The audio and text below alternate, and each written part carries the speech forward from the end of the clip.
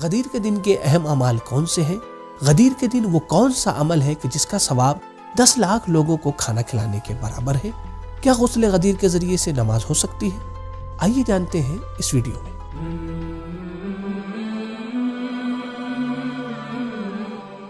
بسم اللہ الرحمن الرحیم۔ الحمد للہ الذی جعلنا من المتمسکین بولایت علی بن ابی طالب علیہ الصلاۃ والسلام والائمۃ الاطہار۔ ناظرین کرام، السلام علیکم۔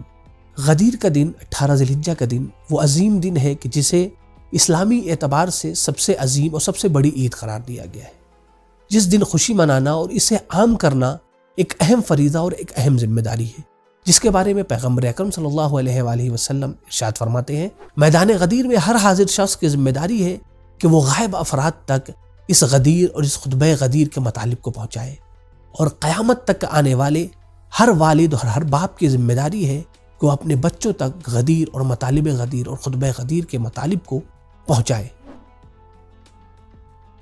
جس طریقے سے پیغمبر اکرم صلی اللہ علیہ وآلہ وسلم نے قیامت تک آنے والے تمام والد اور باپ کی ذمہ داری قرار دی کہ وہ اپنے بچوں کو غدیر کے بارے میں بیان فرمائے، اسی طریقے سے ائمہ اطہار علیہم الصلاۃ والسلام نے غدیر کے بارے میں لوگوں کو، مومنین کو متوجہ بھی کیا ہے، اور ساتھ ہی ساتھ آج کے کچھ اہم اعمال بیان کیے ہیں۔ تو آئیے جانتے ہیں کہ آج کے اہم اعمال کیا کیا ہیں۔ سب سے پہلے جس عمل کی آج کے دن بہت زیادہ تاکید کی گئی ہے وہ ہے روزہ رکھنا۔ آج کے دن کے بارے میں یہ بیان ہوتا ہے، روایات میں ذکر ہوا ہے، آج کے دن جناب آدم علیہ الصلاۃ والسلام، اسی طریقے سے جناب ابراہیم، جناب عیسیٰ اور خود پیغمبر اکرم صلی اللہ علیہ وآلہ وسلم نے روزہ رکھا تھا۔ آج کے روزے کے ثواب کے سلسلے سے امام جعفر صادق علیہ الصلاۃ والسلام ارشاد فرماتے ہیں، غدیر کے دن روزہ رکھنے کا ثواب دنیا کی عمر کے برابر ہے۔ اگر کسی شخص کو ہمیشہ کی دنیاوی زندگی مل جائے اور وہ ہمیشہ روزہ رکھتا رہے تو اسے جتنا ثواب ملے گا، غدیر کے دن روزہ رکھنے کی بنا کے اوپر اسے اتنا ثواب مل جائے گا۔ اسی طریقے سے آگے امام علیہ الصلاۃ والسلام ارشاد فرماتے ہیں کہ اگر کوئی شخص غدیر کے دن روزہ رکھے تو ایسی صورت میں اسے 100 حج مقبول اور 100 عمرہ مقبولہ کا ثواب بھی خداوند متعال عنایت کرے گا۔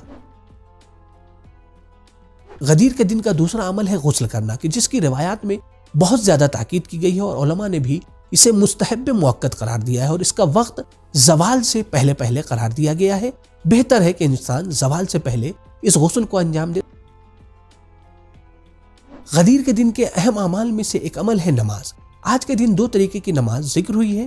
ایک نماز ظہر سے آدھا گھنٹہ پہلے ہمیں ادا کرنی ہے، کہ جس میں سورہ الحمد کے بعد 10 مرتبہ سورہ قل هو اللہ، 10 مرتبہ انا انزلنا اور 10 مرتبہ آیت الکرسی کی تلاوت کرنی ہے، اور جس طریقے سے عام نماز پڑھتے ہیں رکوع سجدہ اسی طریقے سے ہمیں انجام دینا ہے۔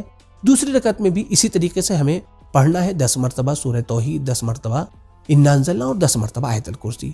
جس شخص نے اس نماز کو ادا کیا اس کے بارے میں روایت میں ذکر ہے کہ اسے 1 لاکھ حج اور 1 لاکھ عمرے کا ثواب ملے گا، اور جو شخص اس نماز کو ادا کرے گا، اس نماز کے بعد دنیا و آخرت کی اس کی جو بھی حاجتیں ہوں گی خداوند متعال بہت ہی آسانی سے قبول کر لے گا۔ آج کے دن کی ایک دوسری نماز کا بھی ذکر روایات اور کتابوں میں ہوا ہے، لہذا اسے ہم بہتر طریقے سے اسکرین پر سمجھتے ہیں۔ یہ نماز بھی 2 رکعت ہے، اور بہتر ہے کہ انسان اسے زوال کے قریب ہی ادا کرے۔ اس نماز کو پڑھنے کا طریقہ یہ ہے کہ آپ پہلی رکعت میں سورہ الحمد کے بعد سورہ انا انزلنا پڑھیں گے، دوسری رکعت میں سورہ الحمد کے بعد سورہ قل هو اللہ پڑھیں گے۔ جب آپ کی نماز ختم ہو گئی، یعنی آپ نے تشہد اور سلام پڑھ لیا، تو پھر اس کے بعد سے آپ کو سجدے میں جانا ہے۔ سجدے میں جانے کے بعد 100 مرتبہ شکرن للہ پڑھنا ہے۔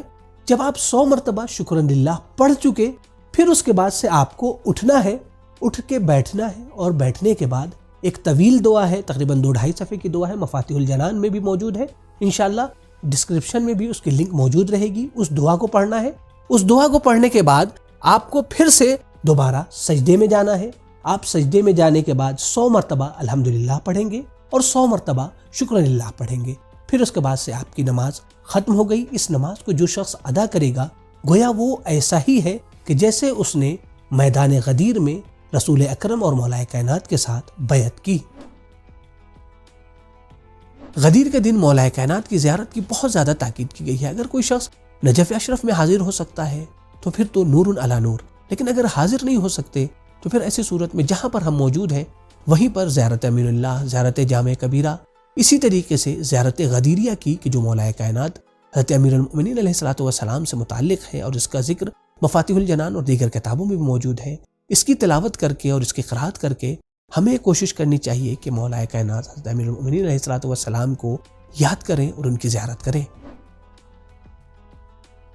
غدیر کے دن کا ایک اور عمل کہ جو روایات میں ذکر ہوا ہے وہ یہ کہ جوانوں کو، مومنین کو چاہیے کہ آج کے دن 100 مرتبہ اس جملے کی تکرار کریں۔ الحمدللہ الذی جعل کمال دینہ وتمام نعمتہ بولایت امیر المؤمنین علی بن ابی طالب علیہ السلام۔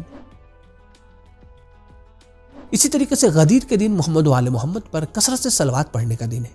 امام رضا علیہ الصلوۃ والسلام غدیر کی فضیلت کو بیان کرتے ہوئے ارشاد فرماتے ہیں، غدیر کا دن محمد و آل محمد پر کثرت سے صلوات بھیجنے کا دن ہے۔ غدیر کے دن کا ایک انتہائی اہم عمل کہ جس کے علماء نے بہت زیادہ تاکید کی ہے وہ ہے دعائے ندبہ پڑھنا۔ جیسا کہ آپ کو معلوم ہے کہ 4 دن دعائے ندبہ پڑھنے کی فضیلت بہت زیادہ ہے، ایک جمعہ کے دن، دوسرے عید فطر کے دن، تیسرے عید قربان کے دن اور چوتھے غدیر کے دن۔ لہٰذا ہمیں یہ کوشش کرنی چاہیے کہ دعائے ندبہ کی قرأت کریں اور اس طریقے سے اپنے زمانے کے امام کو یاد کریں۔ غدیر کے دن مومنین کو عیدی دینے اور تحفے دینے کی بہت زیادہ تاکید کی گئی ہے اور اس کا ثواب بھی بہت زیادہ بیان کیا گیا ہے۔ روایات میں بیان ہوتا ہے جو شخص اس دن اپنے مومن بھائی کو 1 درہم دے گویا اس نے عام دنوں میں 1 لاکھ درہم اپنے مومن بھائی کو دیا ہے۔ اسی طریقے سے روایات میں امام رضا علیہ الصلوۃ والسلام کی سیرت میں ذکر ہوتا ہے کہ امام رضا علیہ الصلوۃ والسلام آج کے دن اپنے خاص اصحاب کو اور اپنے چاہنے والوں کو انگوٹھی، نئے کپڑے، اسی طریقے سے نئے جوتے حجی کے طور پر پیش کیا کرتے تھے۔ ان انفرادی اعمال کے علاوہ کچھ اجتماعی اعمال بھی روایات میں اور کتابوں میں ذکر ہوئے ہیں، جن میں سب سے پہلا عمل یہ ہے کہ جب مومنین آپس میں ایک دوسرے سے ملاقات کریں، سلام کے بعد اور مصافحے کے بعد ایک دوسرے کو اس طریقے سے مبارکباد پیش کریں، الحمدللہ الذی جعلنا من المتمسکین بولایت علی ابن ابی طالب علیہ الصلوۃ والسلام والائمۃ الاطہار۔ دوسرا اجتماعی عمل ہے عقد اخوت کہ جسے بہتر طریقے سے ہم اسکرین پر سمجھتے ہیں۔ عقد اخوت اور عقد برادری کا جو طریقہ روایات اور کتابوں میں ذکر ہوا ہے وہ اس طریقے سے کہ جیسا کہ اس ویڈیو میں بھی آپ دیکھ سکتے ہیں، وہ کیا ہے؟ وہ یہ طریقہ یہ ہے کہ ایک مومن بھائی اپنا داہنا ہاتھ دوسرے مومن بھائی کے داہنے ہاتھ میں رکھے گا اور داہنے ہاتھ میں رکھنے کے بعد اسے اس دعا کو پڑھنا ہے کہ جو دعا ہماری اسکرین پر آ رہی ہے، یہ دعا اسکرین پر موجود ہے، اس دعا کو ہمیں پڑھنا ہے۔ وَآخَيْتُكَ فِي اللَّهِ وَصَافَيْتُكَ فِي اللَّهِ وَصَافَحْتُكَ فِي اللَّهِ وَآحَدْتُ اللَّهَ وَمَلَائِكَتَهُ وَكُتُبَهُ وَرُسُلَهُ وَأَنْبِيَاءَهُ وَالْأَئِمَّةَ الْمَعْصُومِينَ عَلَيْهِمُ السَّلَامُ عَلَىٰ أَنِّي إِن كُنتُ مِنْ أَهْلِ الْجَنَّةِ وَالشَّفَاعَةِ وَأُذِنَ لِي بِأَنْ أَدْخُلَ الْجَنَّةَ لَا أَدْخُلُهَا إِلَّا وَأَنْتَ مَعِي۔ اور جب یہ دعا مکمل ہو گئی تو اس کے بعد کا مرحلہ آتا یہ ہے کہ دوسرے برادر مومن کو قبل تو کہنا ہے، یعنی ہم نے قبول کر لیا، اور پھر اس کے بعد سے ہمیں یہ دعا پڑھنی ہے کہ جو یہاں کے اوپر ذکر ہوئی ہے، اسقطت عنک جمیع حقوق الاخوہ ما خلا الشفاعۃ والدعاء والزیارہ۔ اس عقد اخوت میں جو اہم پوائنٹ ہے وہ یہ کہ 2 مومن برادر یا چند مومن برادران آپس میں اس بات کا عہد اور وعدہ کرتے ہیں کہ اگر خداوند متعال نے انہیں اس بات کی توفیق دی کہ وہ جنت میں داخل ہوں یا انہیں اللہ نے حق شفاعت عنایت کیا تو ایسی صورت میں وہ بغیر دوسرے برادر مومن کے جنت میں نہیں جائیں گے۔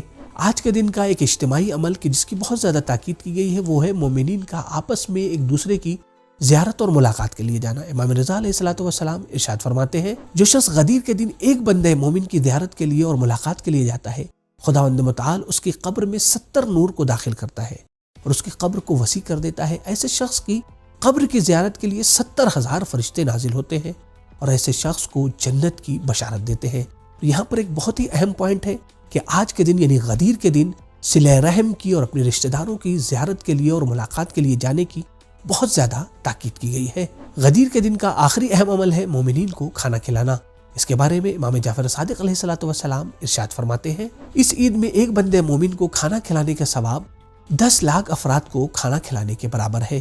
اسی طریقے سے 8ویں امام علی رضا علیہ الصلوۃ والسلام ارشاد فرماتے ہیں کہ جو شخص اس دن ایک بندے مومن کو کھانا کھلائے گویا اس نے تمام انبیاء کرام اور صدیقین کو کھانا کھلایا ہے۔ تو مومنین کرام امید کرتے ہیں کہ یہ ویڈیو آپ کو پسند آئی ہوگی، اسے دیگر مومنین کے ساتھ ضرور شیئر کیجیے گا، اس لیے کہ اس میں بتائے گئے اعمال پر اگر دیگر مومنین عمل کریں گے تو آپ بھی ان کے ثواب میں شریک ہوں گے۔